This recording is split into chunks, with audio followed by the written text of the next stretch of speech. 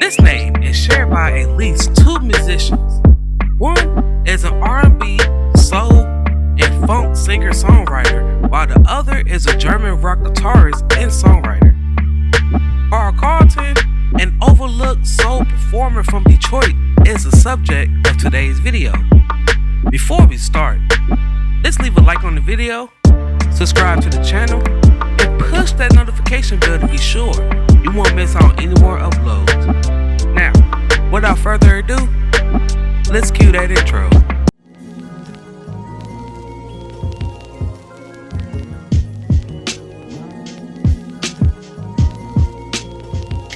Carlton, who was born on May 21st, 1953 in Detroit, Michigan, had an unusual start into the music industry.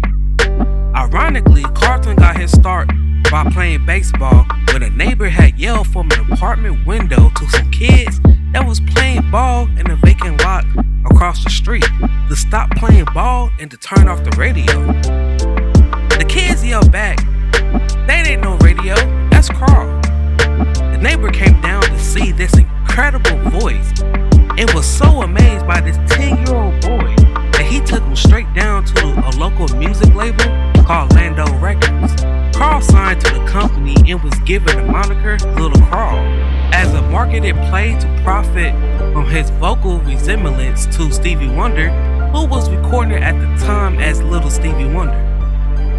By 1964, at the age of 11, he recorded his first singles with "I Think of How I Love Her,"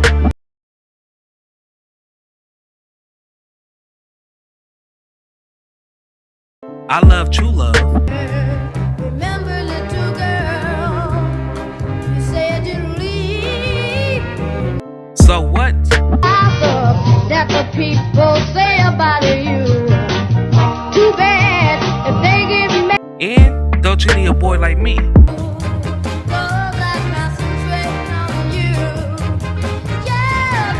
None of these singles was nationally popular, but they was locally successful.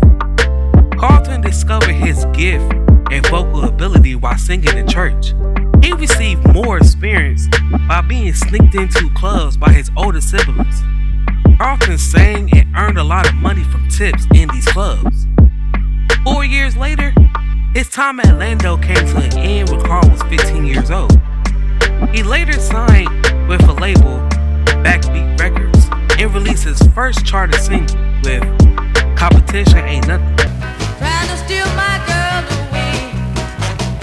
I used to toss and turn all through the night. This song became a huge hit in the UK Northern Soul scene. When he recorded with Backbeat Records, he relocated to Houston, Texas. Now this was a major adjustment for him because he was used to the black bottom neighborhoods of Detroit. Carl played at Backbeat Records owner Don Roby's club, ironically named Duke Peacock, which was the same name of one of his labels. While he wasn't traveling or flying around the country or recording, he stayed in Detroit to attend school when school was in session. In 1965, he released two more singles with "Look at Mary Wonder"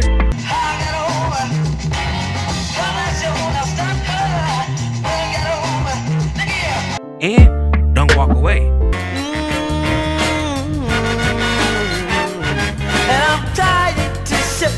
While holding down his music career, Carl also made sure he finished school by graduating in 1970 from Murray Wright High School in Detroit.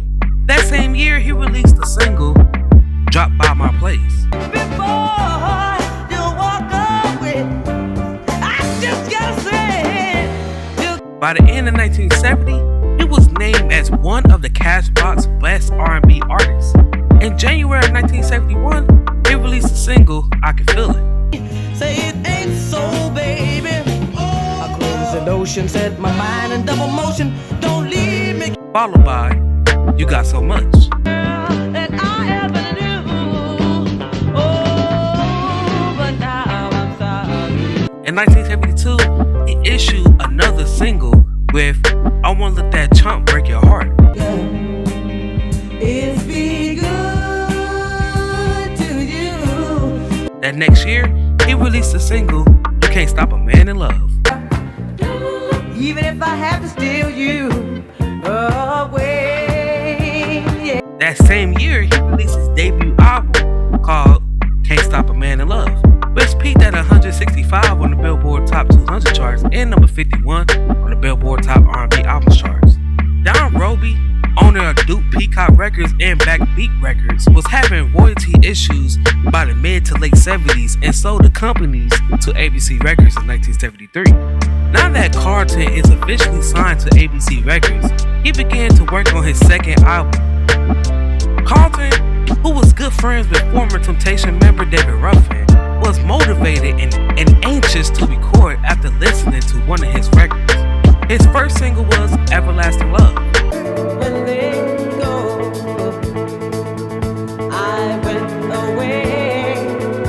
At this time, Carlton wasn't aware that this song was previously a top 10 hit with vocalist Robert Knight back in 1967. Despite this, he decided to release the single I Wanna Be Your Main Squeeze, which is a low-key version of Everlasting Love on the flick. You lean tree, oh baby, won't you try me? In 1974, he released his third album titled Everlasting Love, which peaked at 132 on the Billboard Top 200 charts and number 22 on the Billboard Top R&B Albums charts. That next year, he released two singles with Morning, Noon, and Nighttime. Push yourself against your hair, oh, against your hair. And a cover of Rufus' Smoking Room. If there's any such thing as a God, he must be. The following year, he released his fourth studio album with I Wanna Be With You, which reached at number 49 on the Billboard Top R&B Albums charts. From 1975 until 1977, Carlton didn't record any material for ABC Records.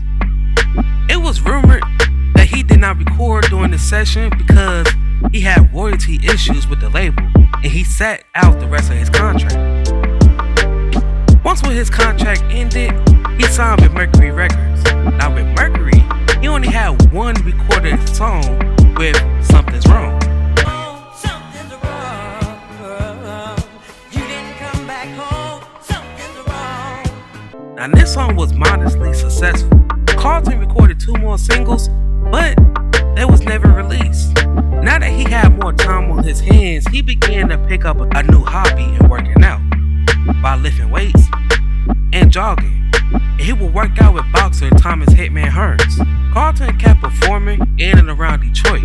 Many individuals in the industry offered to help and made a promise, but the only one that actually kept his word was veteran soul singer Leon Haywood. Haywood flew him to California and got him a deal with 20th Century Records. In 1980, he released the single This Feeling's Rated Extra. With you in my arms, baby. That next year, he released his biggest single of his whole career, She's a Bad Mama Jama. Her body measurements are perfect in every dimension. She's got a figure. In 1982, he released another single, I Think It's Gonna Be Alright. Then you came my way. You turned my. Now, all three of these singles feature on his fifth and self-entitled album, which peaked at number 34 on the Billboard 200 charts and number 3 on the Billboard Top R&B Albums charts. During the remainder of the 80s, he released two albums, with The Bad CC that peaked at 133 on the Billboard 200 charts and number 21 on the Billboard Top R&B Albums charts, and Private Property that peaked at number 36 on the Billboard Top R&B Albums charts. These albums was followed by the singles Baby I Need Your Lovin',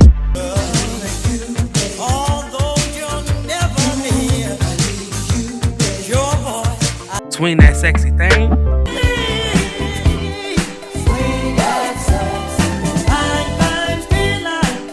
and Slip Trip.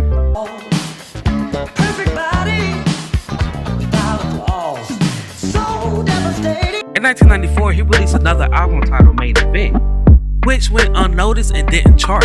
But 8 years later, In 2002, he appeared on the Rhythm, Love and Soul edition of the PBS series American Soundtrack. Carlton was one of several artists whose material was destroyed in a Universal Studio fire in 2008. Carlton launched his debut gospel album, God is Good, in 2010. He was nominated for Outstanding Gospel Vocalist at the Fillmore Detroit Theater that following year. In 2019, Carlton was hospitalized in Detroit after suffering a mild stroke. Now, before we head up out of here, I have a question for you guys. What is your favorite song by Carlton?